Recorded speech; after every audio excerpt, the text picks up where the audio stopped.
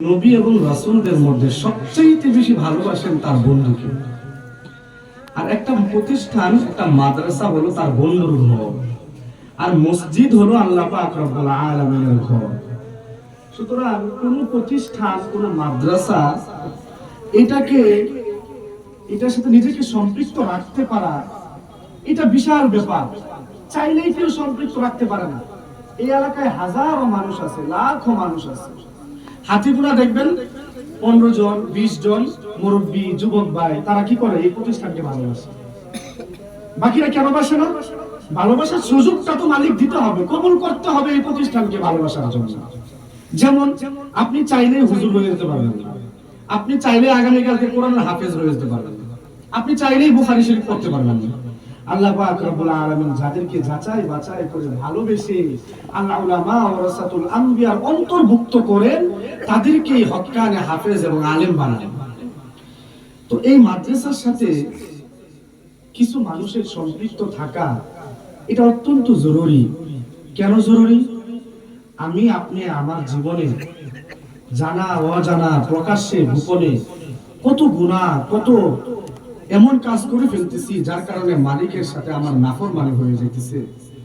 যদি কোরআন তো পড়তে পারি নাই, কোরআন তো শিখতে পারি নাই নিজে, এমনও বাবা আছে নিজের সন্তানটাকে কোরআনের হাফেজ বানাইতে পারি নাই, কমপক্ষে যদি কোরআনের সাথে সম্পৃক্ত থাকার কারণে আল্লাহ তাআলা যদি এর নাজাতের উসিলা আমাকে ওই মাঠে করে দেন, এই আশায় কোরআনের সাথে সম্পৃক্ত রাখার জন্য এই মাদ্রাসাগুলোর সাথে সম্পৃক্ত রাখা, সহযোগিতা করা, পরামর্শ দেওয়া, এবং মাদ্রাসার উপর কখনো যদি কোনো বিপদ আসে আপনি ডাল স্বরূপ দাঁড়িয়ে যাওয়া, যেন মাদ্রাসার উপর থেকে বিপদটা আপনার উপর দিয়ে চলে যায়, তাও যেন মাদ্রাসার উপরে না পড়ে।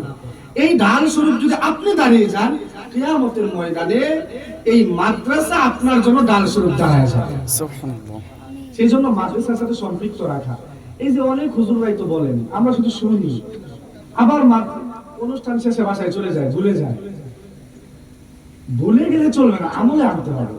একটা সামান্য কাগজ, এই কাগজে কত কিছু লেখা আছে, এটা আমার পায়ে লাগলে আমি এটাকে আর চুমু খাবো না, কিন্তু উপরে দেখেন জেদ জবর দিয়ে এখানে মানুষের নাম লেখা আছে, তো এটা আমি লাগাইতে পারবো না, আমার সাহসে তোলাবে না।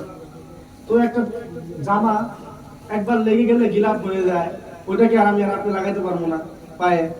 রেহাল একবার এটা কোরআন লাগিয়ে গেলে পরে আমি আপনার পায়ে লাগাইতে পারবো না। এই সব কিছুর চাইতে 18,000 মাখলুকাতের চাইতে আমি আর আপনি শ্রেষ্ঠ, এটা আল্লাহ তাআলার বক্তব্য।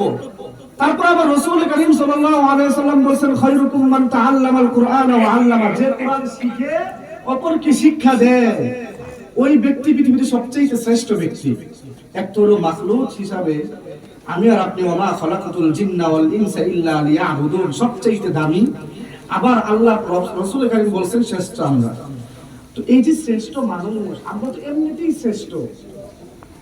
এই কাগজ, তারপর কাপড়, কাঠ যদি কোরআনের সাথে লাগার কারণে দামি হয়ে যেতে পারে, আমি আর আপনি কি একটু কোরআনের সাথে সম্পৃক্ত রাখতে পারি না দামি হওয়ার জন্য?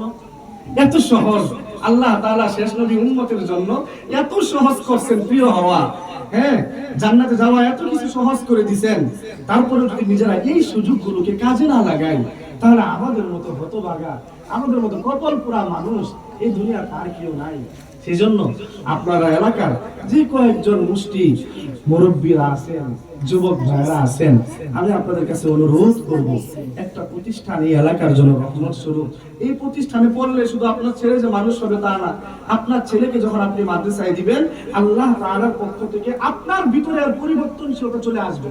আপনার চলাফেরা, আপনার উঠা বসা, আপনার আদব আখলাক, মানুষের সাথে কথাবার্তা, দৈনন্দিন জীবনের ভিতরে পরিবর্তন চলে আসবে। দেখবেন ঘরে টিভি আছে, সন্তান যখন হাফেজি পড়তেছে, ওই সন্তানই আপনাকে এসে বলবে, বাবা যে ঘরে টিভি আছে আমি আর ওই ঘরে যায় থাকবো না, আমি মাদ্রাসায় থাকবো। বাধ্য হয়ে সন্তানের দিকে তাকায় টিভিকে বেচতে হবে। বাবা তোমার তো দাড়ি নাই, মাদ্রাসায় পড়ে কি লাভ, দাড়ি রাখো। আপনাকে দাড়ি রাখতে বাধ্য করবে। কারণ হলো, আমি তো শুনছি, আমি তো জানি, আমি তো দেখছি, যে মা আর বাবার সন্তান হয়ে যায় এরপরে জিন্দগিটা ওই সন্তানের জন্য মা বাপ তার জীবনকে উৎসর্গ করে দেয়। তো এই সন্তানের দ্বারা আল্লাহ তাআলা আপনার জীবনে পরিবর্তনশীলতা নিয়ে আসবে। মা বাবার ভিতরে ঝগড়া থাকলে এই সন্তানের দিকে তাকায় দেখবেন, পোলাটা মাদ্রাসা পড়ে না, এত উল্টাপাল্টা করা যাবে না, পোলাটা এগুলো আমার কাছ থেকে শিখবে, মাদ্রাসায় যায় বলবে, নিজেদের ভিতরে একটা সম্পর্ক ভালো থাকে। আল্লাহ তাআলা আপনার সমস্ত দুনিয়ার সমস্ত বিপদ আপদ বালা মুসিবত থেকে এই সন্তানের উসিলায় আপনাকে বালা মুসিবত থেকে দূরে রাখবে। এমন অনেক সমস্যার সমাধান আল্লাহ তাআলা এই সন্তানের মাধ্যমে করবে, যে সন্তানকে কোরআনের জন্য মাদ্রাসায় শিক্ষা করার জন্য দিবেন। সাথে সাথে আপনি যে ব্যবসা বাণিজ্য করেন, আপনার যে জীবনে সুখ নেই, বড় সন্তান যে কথা মানে না, এই ছোট সন্তানকে যে মাদ্রাসায় দিবেন, এর দ্বারা আল্লাহ তাআলা আপনার জীবনে সুখ নামায় নিয়ে আসবে এবং এই সন্তানের দ্বারা আল্লাহ তাআলা আপনাকে নামাজি বানায় দিবে। এই দুনিয়াতে যে ব্যক্তি নামাজ ছাড়া দেয়, তার চাইতে বড় এবং নিকৃষ্ট কোনো মানুষ দুনিয়াতে নেই। ওই ব্যক্তি সবচাইতে নিকৃষ্ট, সবচাইতে বড় গুনাহগার, একজন জিনাকারীর চাইতে বড় গুনাহগার। যে ব্যক্তি হাইয়া আলাস সালাহ আর হাইয়া আলাল ফালাহ মুয়াজ্জিন ডাকতেছে মসজিদের দিকে, ওই ব্যক্তি মুয়াজ্জিনের ডাককে না শুনিয়া, আল্লাহর ডাককে না শুনিয়া, দুনিয়ার ব্যস্ততাকে দেখায়া সে নামাজটাকে ছেড়ে দিল, ওই ব্যক্তি হলো সবচাইতে গুনাহগার। তো এই সন্তানকে মাদ্রাসায় দেওয়ার দ্বারা, মাদ্রাসার সাথে সম্পৃক্ত রাখার দ্বারা আল্লাহ তাআলা আপনার জীবনের সমস্ত যে অশান্তিকে সুখে পরিণত করবেন এবং আপনাকে নামাজি বানায় দিবেন। আপনার জীবনে যত বালা মুসিবত আছে আল্লাহ তাআলা এই কোরআনের দ্বারা এই বালা মুসিবতকে কাটায় দিবেন। এবং হাদিসে আসছে, যে ব্যক্তি ফজরের নামাজ জামাতের সাথে পড়লো, এরপর দিন সারা দিন আপনি কি খাবেন, কোথায় যাবেন, কি করবেন, রিজিক কোথা থেকে আসবে, এর দায়িত্বটা স্বয়ং আল্লাহ তাআলা নিজে নিয়ে আনেন।